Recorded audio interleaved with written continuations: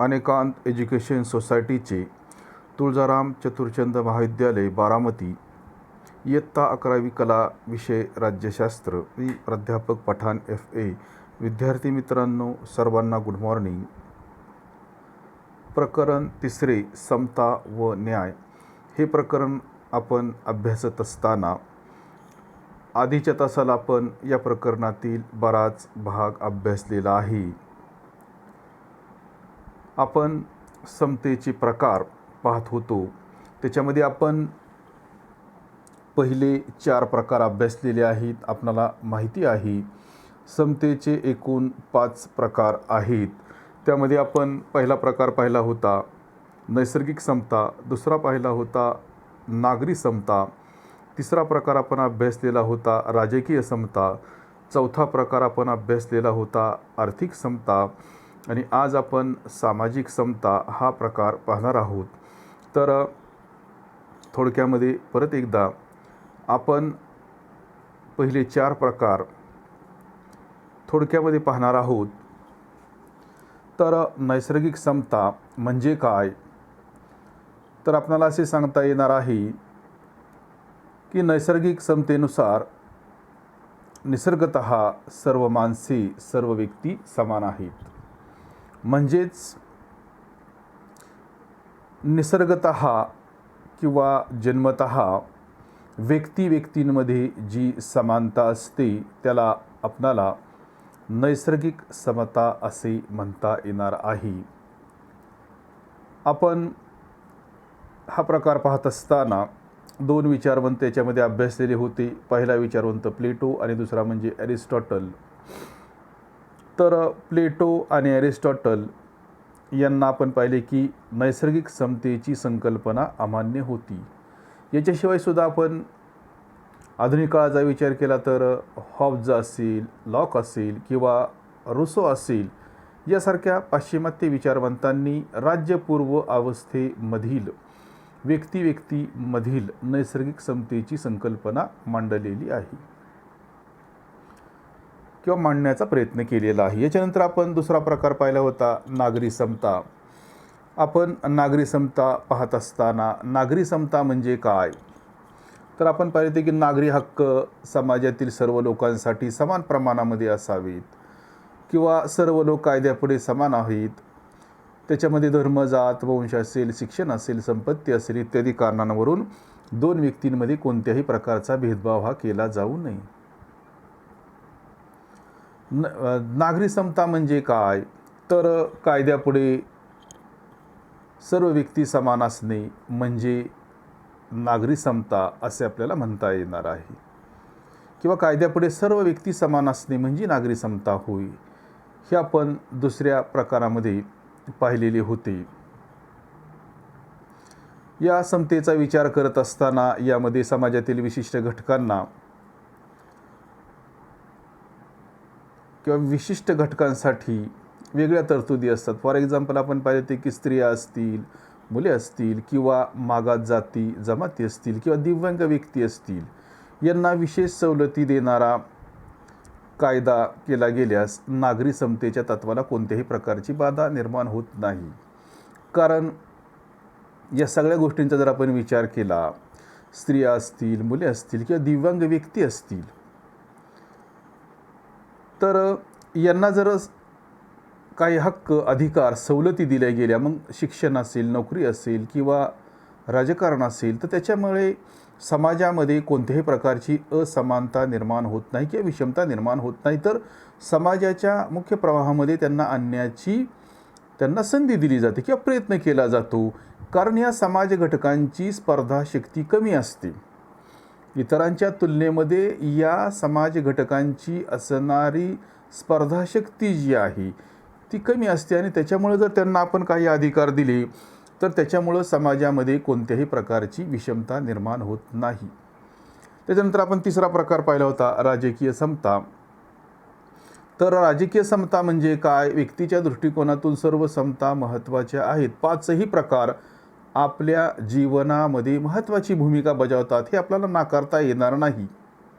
आणि म्हणून आपण जर असे म्हटले की राजकीय समतेच्या माध्यमातून व्यक्तीचे राजकीय शिक्षण होते तर ते चुकीचे होणार नाही. कारण राजकीय समता म्हणजे काय, तर प्रत्येकाला राजकारणामध्ये, राज्यकारभारामध्ये राज्याकडून सक्रिय सहभाग होण्याची जी संधी प्राप्त करून दिली जाते त्याला राजकीय समता असे म्हणतात. आणि या राजकीय समतेच्या माध्यमातून मग आपल्याला अनेक प्रकारचे हक्क किंवा अधिकार मिळतात. फॉर एक्झाम्पल आपण पाहिले होते की मतदान करण्याचा अधिकार असेल, निवडणूक लढविण्याचा अधिकार असेल, प्रचार करण्याचा अधिकार असेल, पक्ष काढण्याचा अधिकार असेल, असे वेगवेगळे हक्क अधिकार आपल्याला त्या ठिकाणी प्राप्त होत असतात.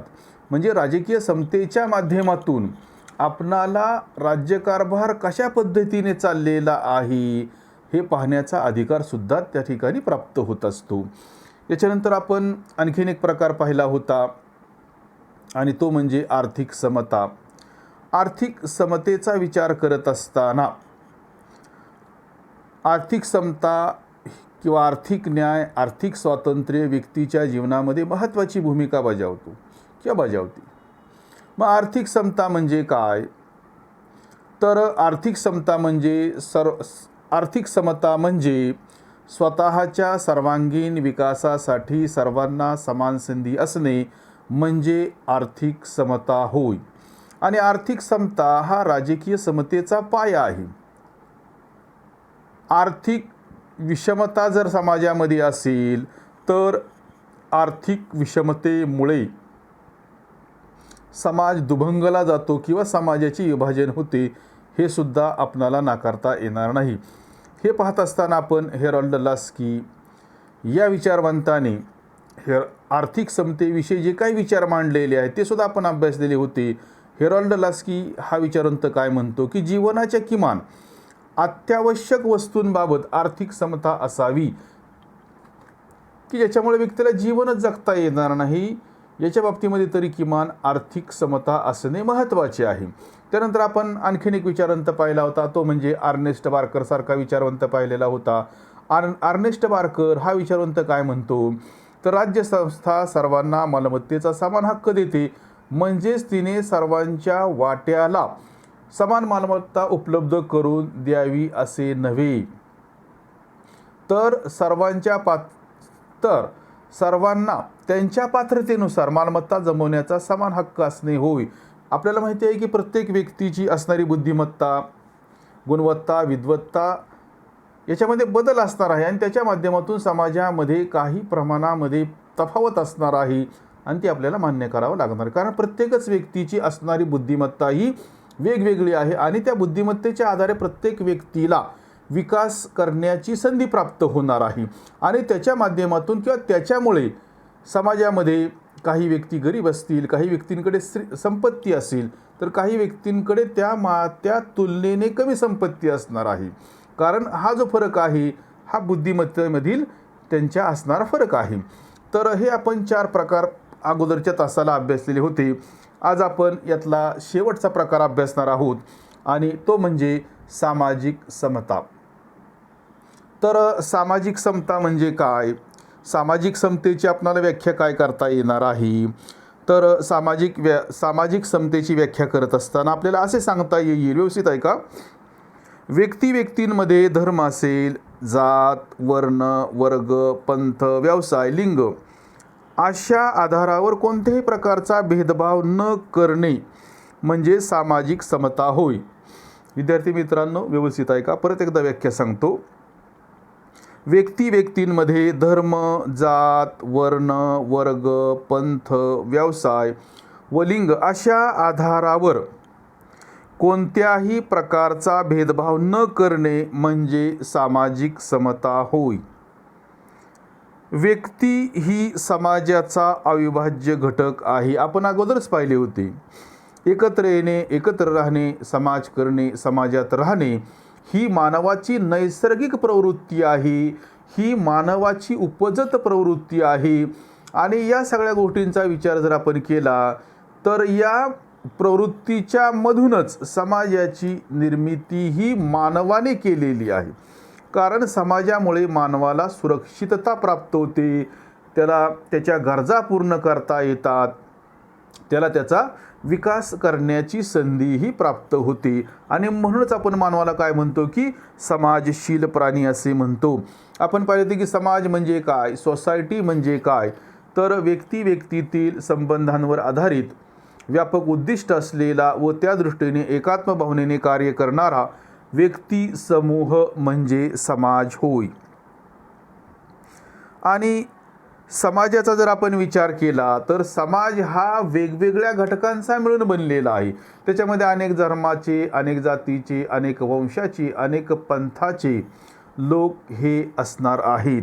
आणि म्हणून समाजामध्ये जीवन जगत असताना समाजाचा एक घटक म्हणून प्रत्येक व्यक्तीला आपली कर्तव्येही पार पाडावी लागतात. ज्यावेळेला आपण समाजाकडून काही अपेक्षा करतो की समाजाने माझ्या गरजा पूर्ण केल्या पाहिजेत, समाजाने मला माझे व्यक्तिमत्व विकसित करण्याची संधी उपलब्ध करून दिली पाहिजे, समाजाने माझे संरक्षण केले पाहिजे, ज्या वेळेला समाजाचा एक घटक म्हणून आपण समाजामध्ये राहत असताना समाजाकडून आपण काही अपेक्षा करतो. अपेक्षा करणे चुकीचे नाही, परंतु समाजाकडून अपेक्षा आपण करत असताना आपण सुद्धा समाजाचे काही आपलंसुद्धा समाजाच्या प्रती काही कर्तव्य आहे, आपली ड्यूटी आहे, याचा आपल्याला विसर पडता कामा नये. आणि त्याच्या माध्यमातून आपण आपली कर्तव्येही पार पाडणे महत्त्वाचे असते. आणि समाजामध्ये प्रत्येक व्यक्तीचा असणारा दर्जा किंवा स्थान समान असतो. समाजामध्ये जीवन जगत असताना श्रेष्ठ कनिष्ठ अशा प्रकारचा भेदभाव केला जात नाही, तर समाजामध्ये प्रत्येक व्यक्तीचा असणारा दर्जा हा समान असतो. आणि तसेच प्रत्येक व्यक्तीने समाजाप्रती आपली निष्ठा, आत्ताच आपण पाहिले, निष्ठा दाखविणे महत्त्वाचे आहे. आपल्या माध्यमातून समाजाला काही त्रास होईल, समाजाचं नुकसान होईल अशा पद्धतीचं वर्तन आपल्याकडून अपेक्षित नाही. आपण आजच्या युगाचा जर आपण विचार केला तर आजचे असणारे युग विज्ञान आणि तंत्रज्ञानाचे युग आहे. आणि अशा युगामध्ये भरपूर देशांमध्ये, त्याला आपल्या देशाचा सुद्धा अपवाद नाही, आज देखील धर्म असेल, जात असेल, वर्ण असेल, वर्ग असेल, व्यवसाय असेल, अशा आधारावर व्यक्तींमध्ये त्या ठिकाणी फरक केला जातो. म्हणजेच व्यक्तीला जो मान सन्मान मिळतो तो ठराविक घटकांच्या आधारेच असे आपल्याला म्हणता येणार आहे. मग आपण जगाचा जर सर्वे केला, जगाचा अभ्यास केला, तर जगामध्ये भरपूर देश आहेत. आणि या देशांमध्ये जे टॉप लेवलचे देश आहेत की ज्यांनी विकसित देश आहेत, ज्यांनी प्रचंड प्रमाणामध्ये प्रगती केलेली आहे, अशा देशांचा जर आपण विचार केला, फॉर एक्झाम्पल अमेरिकासारखा देश की ज्याचा उल्लेख आपण महासत्ता म्हणून करतो, की जगामध्ये या देशाचा दबदबा आहे आणि म्हणूनच आपण या देशाला काय म्हणतो, महासत्ता. परंतु अमेरिकासारख्या देशामध्ये सुद्धा त्या ठिकाणी काही बाबतीमध्ये अशा प्रकारचा भेदभाव असल्याचे आपल्या निदर्शनास येते. त्याचप्रमाणे दक्षिण आफ्रिकेसारख्या देशामध्ये सुद्धा वांशिक भेदभाव असल्याचे आपल्याला दिसून येते. मग या आपण जर दक्षिण आफ्रिकासारख्या देशाचा जर विचार केला, आपण दक्षिण आफ्रिका या देशावर थोडक्यामध्ये चर्चा करणार आहोत. तर दक्षिण आफ्रिका या देशामध्ये काय परिस्थिती होती किंवा पूर्वीच्या काळामध्ये त्या ठिकाणी लोकांना कोणत्या प्रकारच्या गोष्टींचा सामना करावा लागत होता, त्या ठिकाणी समानता होती का, समाजातील सर्व घटकांना समान वागणूक दिली जात होती का, याचा आपण आढावा घेणार आहोत. तर दक्षिण आफ्रिकेमध्ये वांशिक भेदभाव असल्याचे दिसून येते. आफ्रिकान्स ही दक्षिण आफ्रिका देशामध्ये 1900 व्यवस्थित आहे का विद्यार्थी मित्रांनो, आफ्रिकान्स ही दक्षिण आफ्रिका देशामध्ये 1948 ते 1994 दरम्यान अस्तित्वात असलेली एक वर्णभेदी समाज रचना होती. म्हणजे त्या ठिकाणी 1948 ते 1994 पर्यंतच्या कालखंडाचा जर आपण विचार केला तर त्यावेळची असणारी समाजरचना ही विशिष्ट पद्धतीची होती की ज्या ठिकाणी वर्णभेद प्रचंड प्रमाणामध्ये केला जात होता. म्हणजे काळा गोरा अशा प्रकारचा भेदभाव केला जात होता आणि काळे लोक यांना विशिष्ट पद्धतीची वागणूक दिली जात होती आणि गोऱ्या लोकांना विशिष्ट पद्धतीची वागणूक ही दिली जात होती. याच्या संदर्भामध्ये आपण माहिती पाहणार आहोत. तर या पद्धतीनुसार जर आपण विचार केला तर देशामधील काळ्या वर्णाच्या सर्व नागरिकांवर अनेक प्रकारची बंधने घालण्यात आलेली होती